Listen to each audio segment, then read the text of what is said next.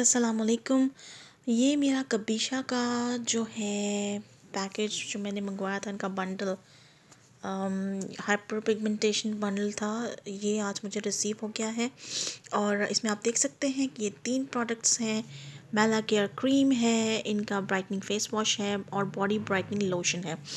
तो आज ही ये रिसीव हुआ है एंड अभी मैंने इसको यूज़ नहीं किया और just wanted to share with you, क्योंकि कोई न्यू प्रोडक्ट आती है ना, रिसीव होता है पार्सल, तो बहुत एक्साइटमेंट होती है।